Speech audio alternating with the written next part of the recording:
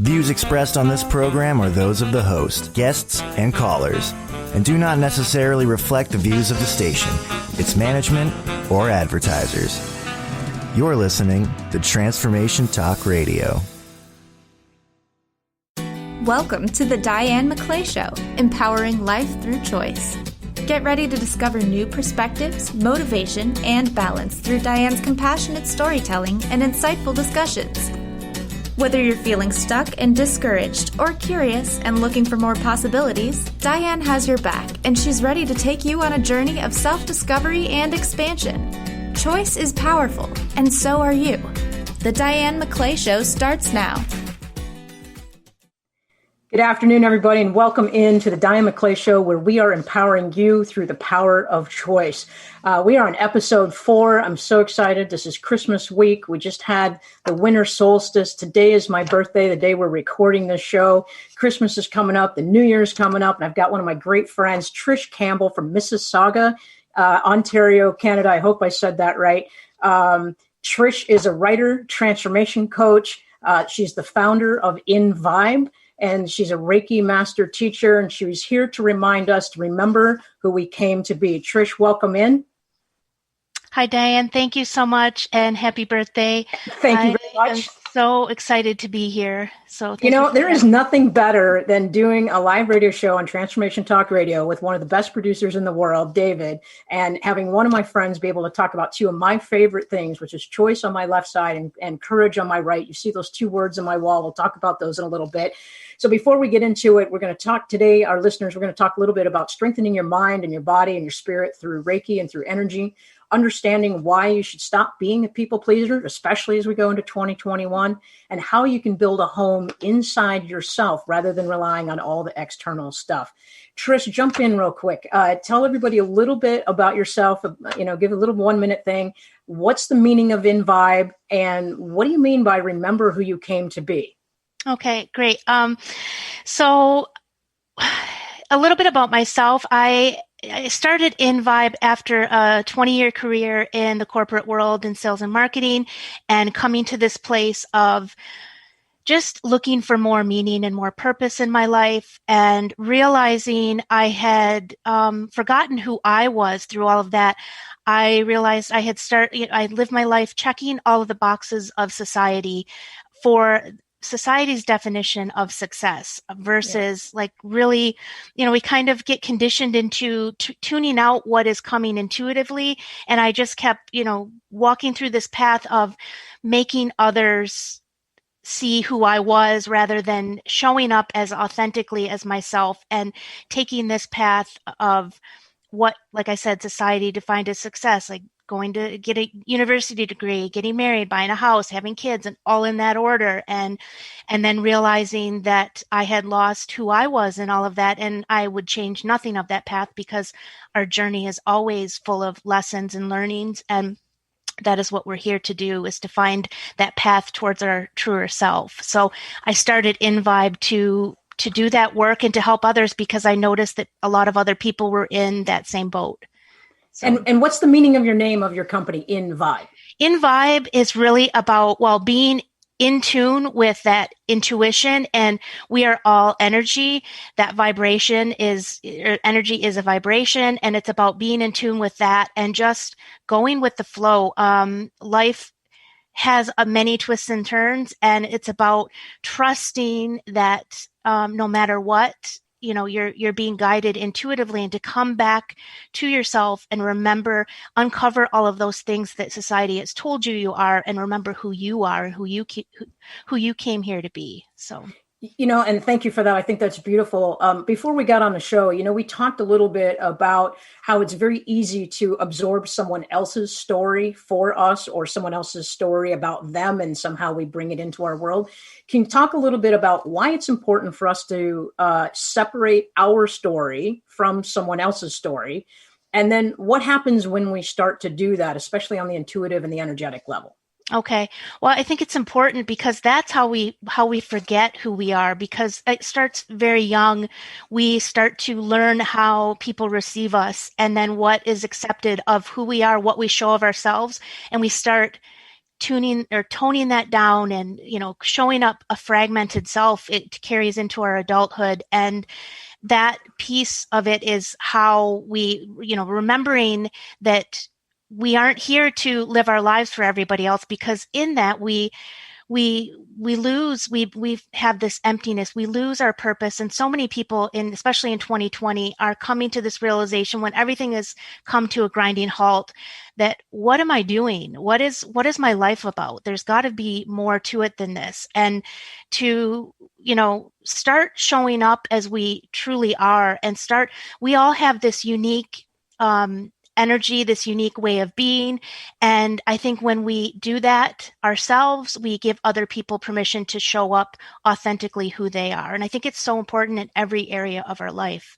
And specifically, I started this work because I noticed that at work, where we spend the majority of our days, we are showing up, we're asked to shut down parts of our personalities, and a lot of that is where our creativity is stored. And so then we are asked to perform to our highest ability, yet we're working as fragmented selves. So it's about empowering ourselves and trusting that path of being our authentic self is where we're supposed to be.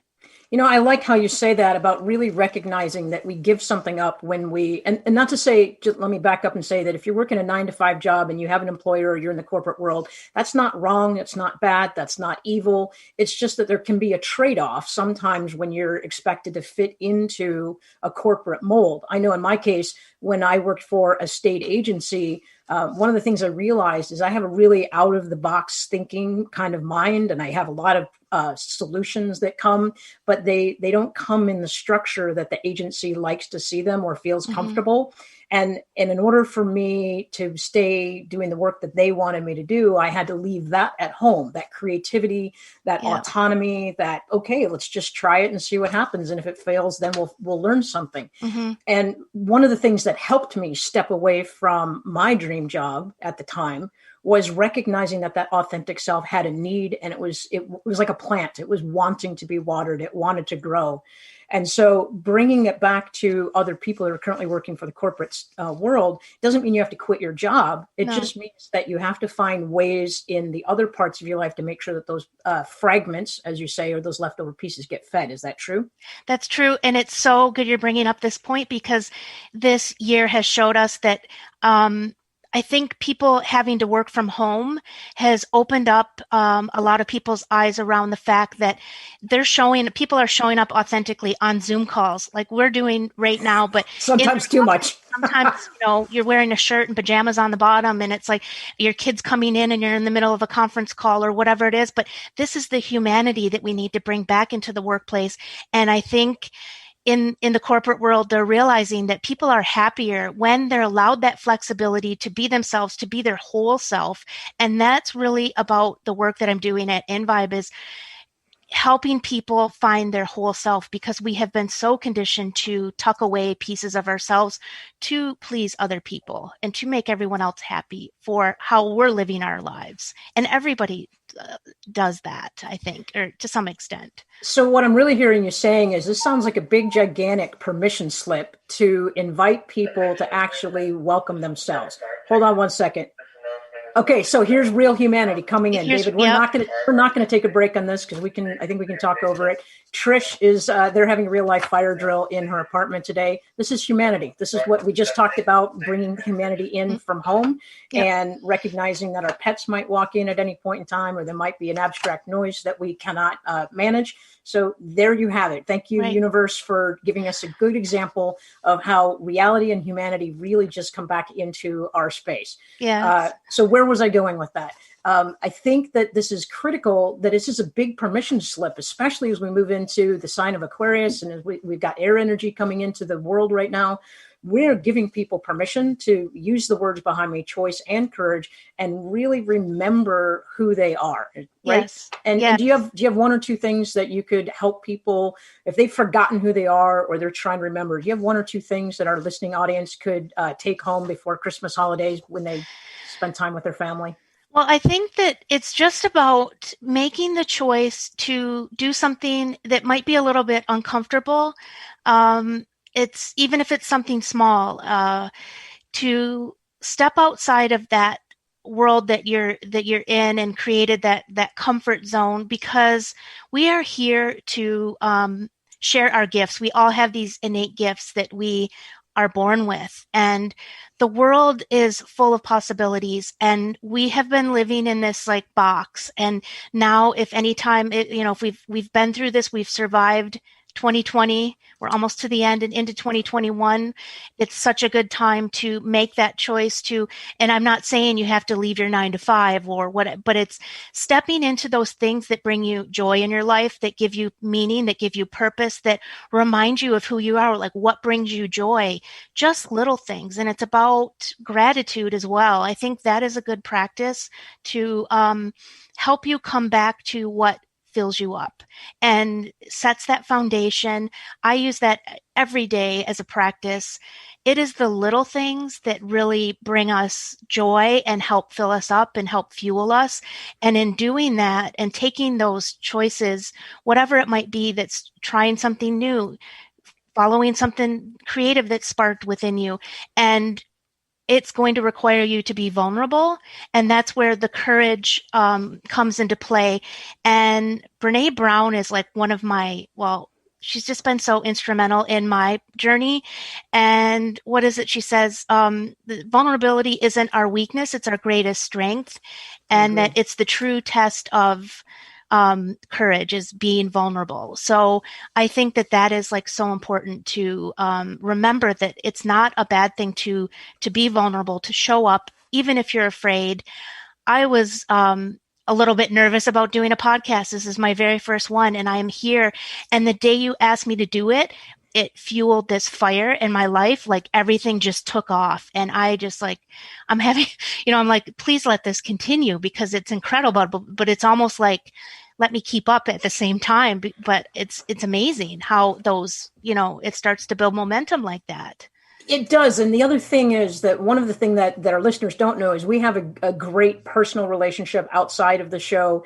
We both left our jobs. We both became transformation coaches. You are becoming an author. You're actually going to drop a book here soon. Let's speak to that real quick. And then I want to touch base into nature and how it connects us. But to the listening audience, just remember that when you're vulnerable, this is when you really need to build your tribe around you of the people who accept you for who you are and don't judge you. And they're just willing to support you in that place of vulnerability, because it doesn't feel good when you're vulnerable and then you feel rejected. Like this is why you need coaches. It's why you need a tribe of people. It's why you need to read books and bring inspiration into your life from other people.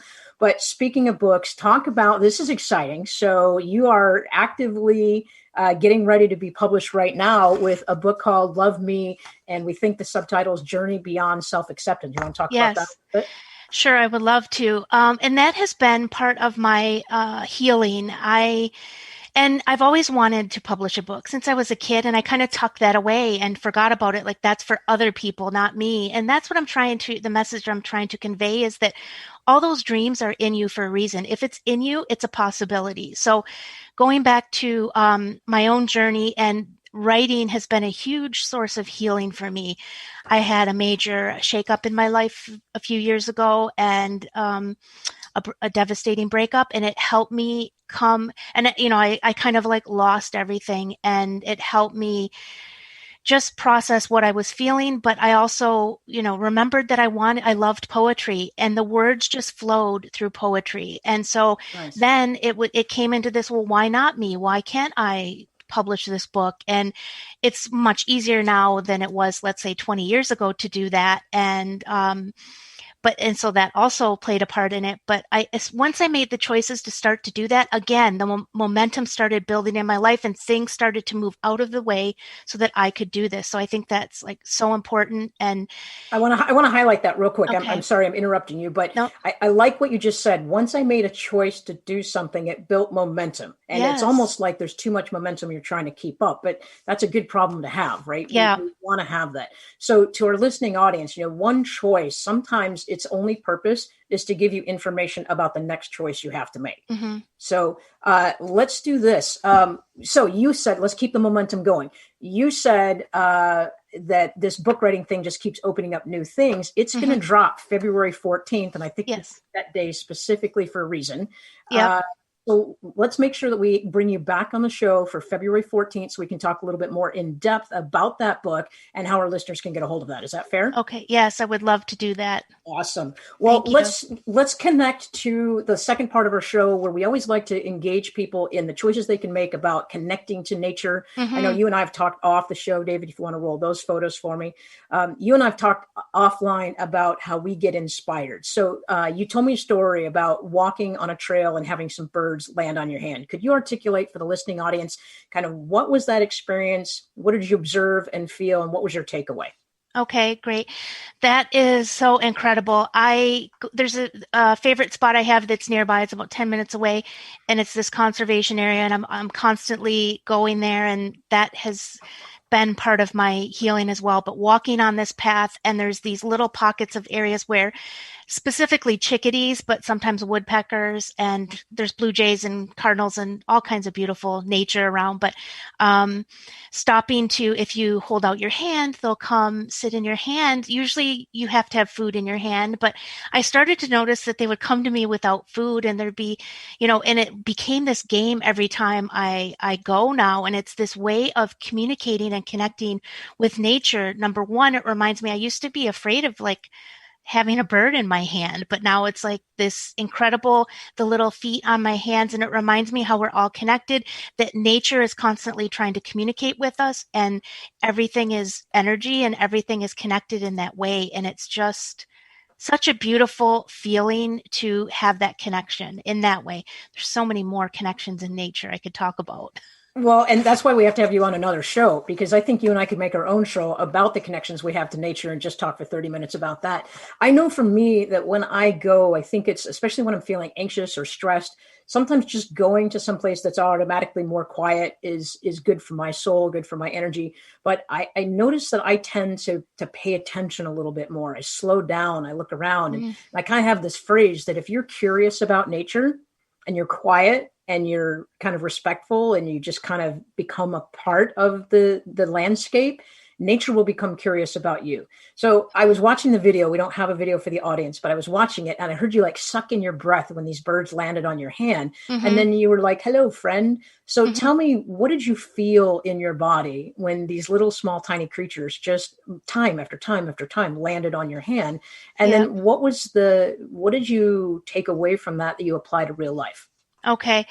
Well, first of all, it just lit me up. I was just like, oh my God. And in some cases they keep arriving and taking off and arriving and taking off. And it's like, I felt this sense of trust, and it reminded me, again, how we are all connected, how everything is energy, and how, just if you're paying attention to the things around you, there's so many messages and so much communication that can help guide you, that this connection is just so powerful. And there's something about, it's hard to put into words this feeling of connecting to something like that when we're so, through society and through our conditioning, kind of detached from it. And this is what helps us remember that we're all human, that and it's never perfect, but that, it's beautiful regardless. So you mentioned messages that nature gives you. You sent me a picture of a tree, and what I see in it is a big heart shape.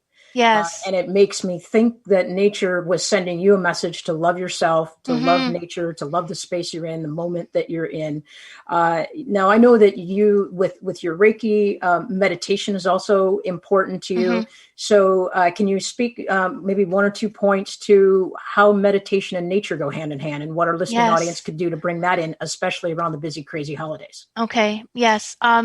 So immediately when I put my foot on the ground in nature, I feel this connection, and I feel connected to my soul. And I don't know what it is. I feel so inspired. I feel the messages coming intuitively. I feel this energy that is incredible.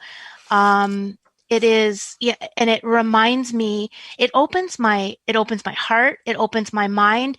It makes me see more things than I've ever seen before, because we're walking through life with these kind of blinders, like, let's just get this done and on to the next task. And it's like, no, it opens up this freedom of just being, and just being in that moment, and just being in the stillness, being in the sounds of nature. And it, for me personally, a lot of times, as soon as I start walking, it is this meditative process, but I have my most inspirational moments of writing, and the words just flow. I have to stop, and I write a lot on my phone. So people are probably like, oh, she's really enjoying nature because she's on her phone, but it's no, I'm writing my book while I'm in nature. Well, and that's beautiful. And I'm kind of old school. So I will take my phone or a camera so I can capture it, but I like to take a journal with me. And it feels like there's a muse sitting on my shoulders, speaking in poetry into my ears when I see things it's so beautiful that I just want to capture it for someone else or for myself to revisit later on. So that's the takeaway that I would invite all of our audiences, is that when you go to nature, we're so conditioned to bring our cell phones and do the selfie and get the selfie stick and make sure we put it up on Instagram. And that's not bad, right? That's a great memory capturing place for later on in life. But the thing I'm going to ask our listeners to do is, after you've gotten that good shot, put your phone away and sit and look down and look up and look around and close your eyes. When I was a park ranger, I used to take second graders out to a trail, and wrangling 30 second graders is next to impossible when you want them to learn something about nature. So I took an example I have a Pooh and Piglet exercise book, and Tigger's always bouncing up and down. So I had the second graders literally just jump up and down, one to get the wiggles out, but all that blood flow went to their nose. And as soon as they stopped, I said, okay, now smell. And it was interesting because the kids were like, oh, I smell dirt, and I smell lemon, and I smell pine, and I smell whatever kids smell. Right. And so the thing is that I had to speak to them at their language. I had to use their energy. I had to transform it into something that allowed their brain and their body to receive the message that I was telling them. So that's the message, right? Don't just look at nature, smell nature. And then the rule of thumb is don't ever taste nature unless you know exactly what it is, because there's things out there that could kill you. But the bottom line is use all of your senses when you're in nature. Would you agree, Trish? I agree. And it reminds me, when you're talking of this, like, I have these special spots in nature where I go and I sit and I meditate, whether it's by the water or in the middle of the woods. And it's like being in those sensations, like nature is constantly reminding us who we are and how, the cycles of nature and the way, like, we're just shifting into a new season. And that is like, it's how it's connected to our personal growth path, and how, it shows us the way. It shows us that, yes, there's a time of release, and then a time of, restoration, and then a rebirth. And it's constantly reminding us that there's these cycles of life, that there's this place that you can always come, and this is, where you are at home. Like, for me, I say it's when I'm in nature, I'm everywhere and I'm nowhere, and I belong here. So yeah. And that sense of belonging is so important. I mean, all of us as human beings crave that sense of knowing that this is our place, and this is safe, and this is good, and it's not going to cause us any harm. And so I think that whether it's going out into nature, or whether it's building that house inside yourself, as you talked about, getting out of those old stories, letting go of old expectations. When I left my job, I had a lot of shame around the fact that I wasn't going to have that job for 30 years, and I wasn't going to retire from that job, and I wasn't going to rise in the rank anymore and get more responsibility. And the beauty about that was, again, I say, surround yourself with people who can accept you in that space of vulnerability. I actually shared that with my parents, and they felt bad that they inadvertently had put that expectation on me. I mean, they didn't, but that's what society told me that I should do. Right. And what was really amazing is when I was able to tell them, that was a physical release for me. And then I was able to say, okay, that story had a place in my life back then.